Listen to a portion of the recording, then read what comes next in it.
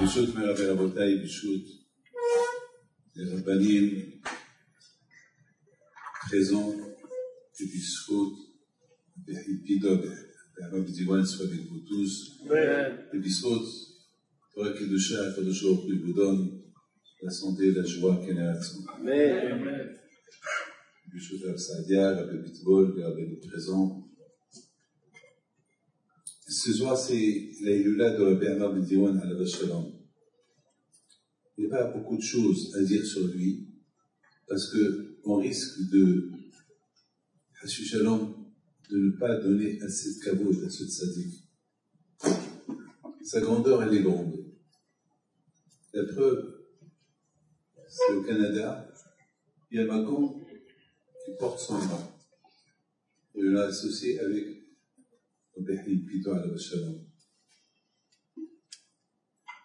alors j'ai décidé avec les Dachem d'ouvrir ce matin déjà il y a 40 ans que j'avais envie. J'ai jamais réalisé ce rêve.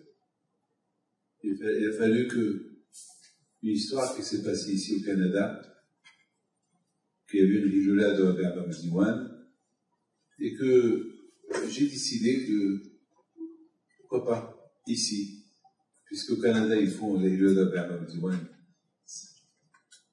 Et c'est ce petit tzaddik qu'il a fait chaque année. Les écrits, Hachem le protège, il a fait chaque année. Et chaque année, il vient m'inviter. Et bon, Hachem, ce soir, je suis là. Et j'ai décidé, avec les Hachem, que Hachem, il me donne un signe pour que je fasse le Macon qui porte le nom de Rabbi Amar ben Diwan ici, à Montréal. Et puis, on était un matin avec David, Issagan, Meir Rayon, et il y avait Berda, il y avait Yaakov Cohen. On était un petit groupe, on allait chez Rabbi Haddad, à la maison pour prier. Et je leur ai dit mon intention. Et à un moment donné, j'ai dit, ben, c'est Rabbi Amar ben Diwan, il veut qu'on lui ouvre un Macon, qu'il nous donne un signe. Un signe. Alors, on arrive chez Rabbi Haddad, et voilà, je vois de loin un livre sur le canapé, et le livre était à l'envers. Alors, j'ai dit à quelqu'un, va, il y a un livre là-bas qui il est à l'envers, c'est pas kavod pour le livre ici, chez Rabbi Haddad, il doit y avoir il n'y a que des livres de tzadikim, des livres de Torah, donc c'est pas kavod. Il va et le prend, c'était les histoires de Rabbi Amar ben Diwan. Ne me dites pas que je rêve. Ça veut dire que le signe que j'ai demandé est la même année, à Kadosh Baruch Hu m'a aidé, avec les Dachem d'ouvrir ici. Et que le sans-écoute soit avec vous, avec Amen. Je dois aussi dire que mon propre mariage, j'étais chez lui, prié, j'étais célibataire, j'avais 29 ans, j'ai demandé un garçon. Je n'ai pas demandé le mariage à un garçon. Pourquoi?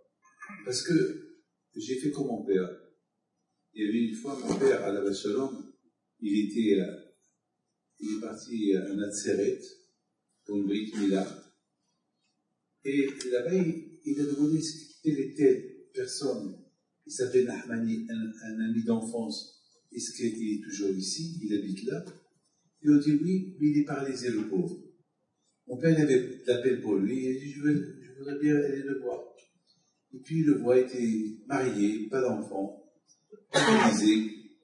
Mon père à la vache lui dit fais à foi, que celui te donne, il faut hacher les mains.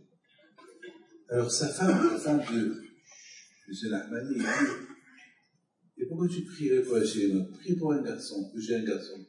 Il dit mais tu es malade, mais ton mari est malade, il est paralysé.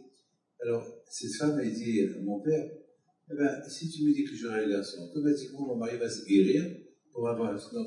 Après, il y a deux. Et mon père, la Shalom, il la regarde, il dit, ben, c'est polide, et que je serai la Sandak. L'année d'après, entre-temps, il a guéri, M. Nahmani, il a un garçon, et c'était mon père le Sandak.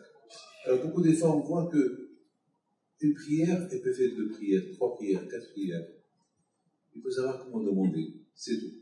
Au lieu de tu te casses la tête pour prier pour une prière, après il faut demander la deuxième, troisième. Aujourd'hui, il y a des shampoings, c'est écrit 1 plus 4. 1 plus 4, 1 plus 5. Il y a même des mêmes, c'est la folie. Ça veut dire qu'il y a.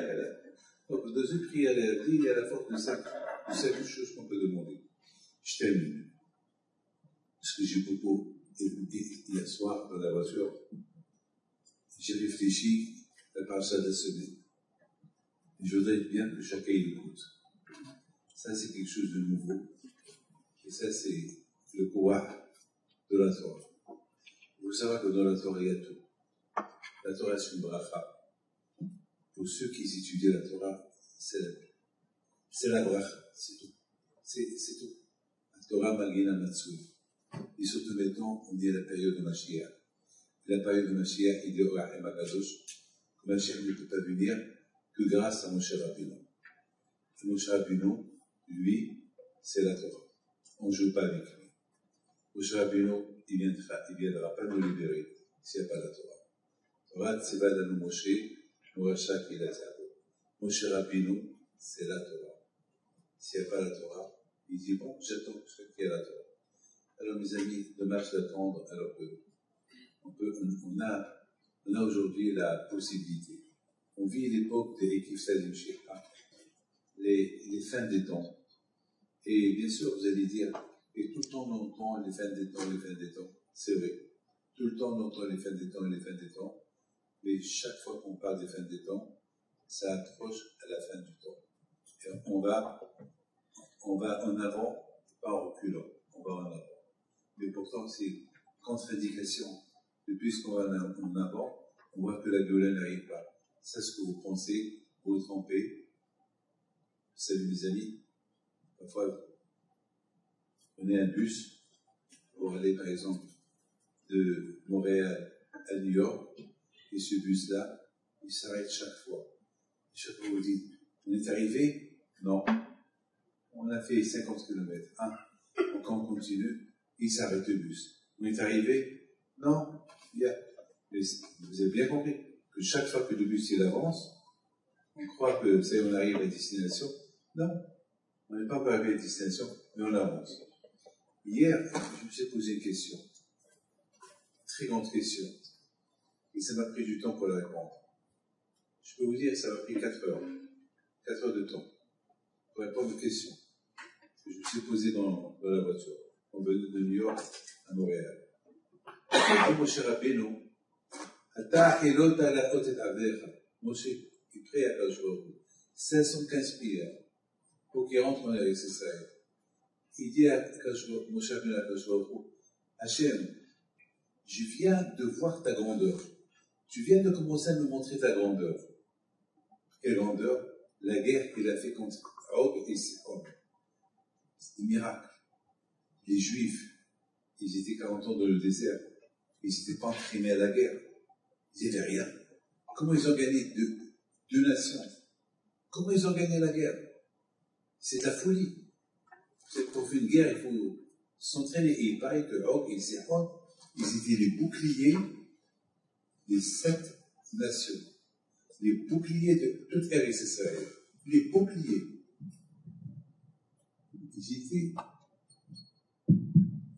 Ils étaient des boucliers de toute Eretz Israël.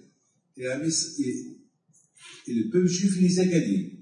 Ça veut dire que ça y est. Ça veut dire que Moshe Rabbeinu dit à Hachem, je viens de voir ta grandeur. Je me suis posé une question. Mais attends, Moshe il a oublié la sortie d'Égypte. Pourquoi la sortie d'Égypte, il n'a pas vu la grandeur d'Hachem?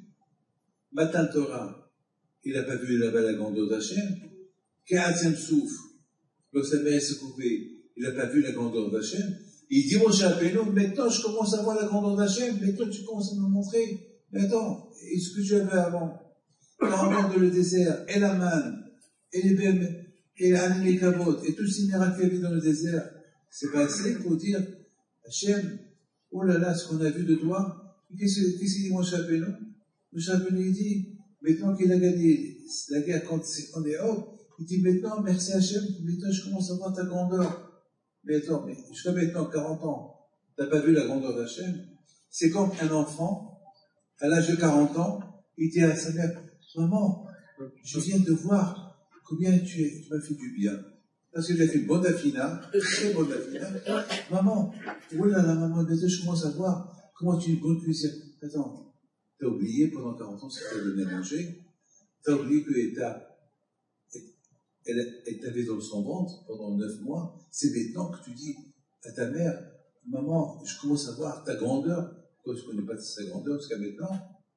En plus, Moshe Rabbeinu, il dit, alors plus c'est comme ça, je vais rentrer en Israël. Je vais rentrer en Israël. Quel rapport? Quel rapport avec ce qu'il dit? Les amis,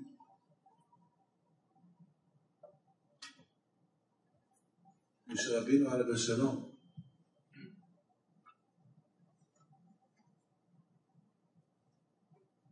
il ne se pose pas des questions, ce qu'il a vu depuis 40 ans jusqu'à maintenant.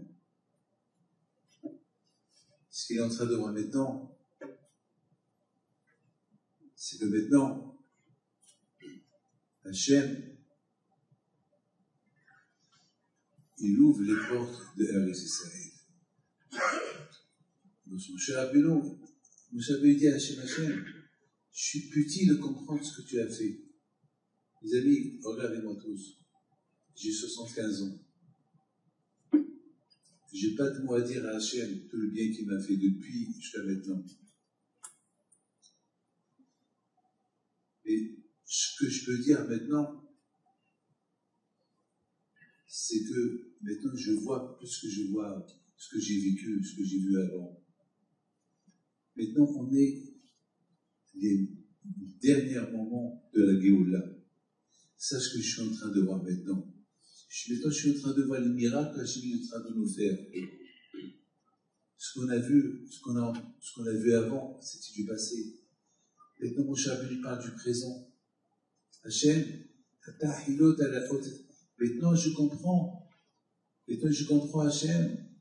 Maintenant, je suis en train de voir qu'on est à la porte de rentrer en Eretz Israël. Depuis la sortie d'Égypte jusqu'à maintenant, c'est pas tout le monde qui se rappelle ce qui s'est passé. C'est pas tout le monde qui a vu ce qui s'est passé. La plupart des gens, ils sont morts déjà pendant les 40 ans dans le désert. Mais ce que je peux dire maintenant, ce qu'on est en train de voir maintenant, on m'a parlé de la sortie de l'Égypte.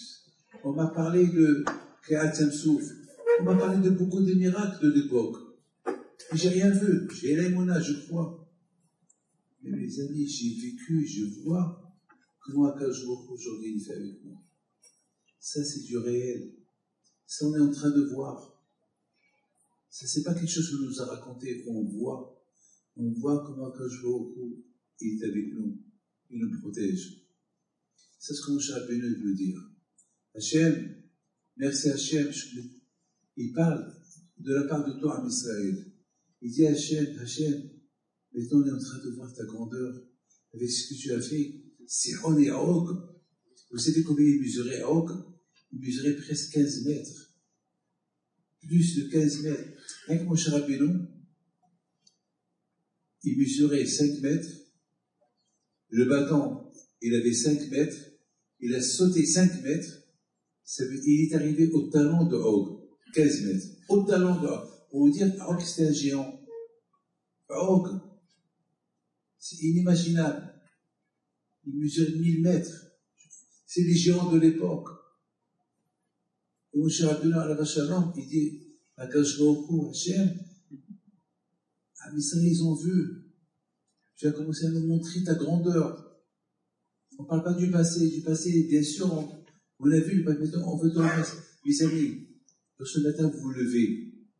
Vous dites merci à Hachem pour la semaine dernière que vous vous êtes levé, ou vous dites merci à Hachem pour ce soir, pour ce matin que vous vous êtes levé. Vous dites merci pour ce matin. On ne parle pas il y a 2 semaines, il y a 1 mois, il y a 2 mois. On parle de maintenant. Le Moshe Rabbeinu parle de maintenant. Hachem. Merci Hachem. On voit ta grandeur chaque jour. Chaque fois, c'est du relève, du nouveau chaque jour, on revoit. C'est ça ce que, alors mon cher avait dit, puisque Hachem, tu as fait tout ça pour nous, pour pouvoir nous donner la force pour entrer en Eretz Israël. Je vous ai bien rentré. Hachem, fais-moi plaisir. Eh bien,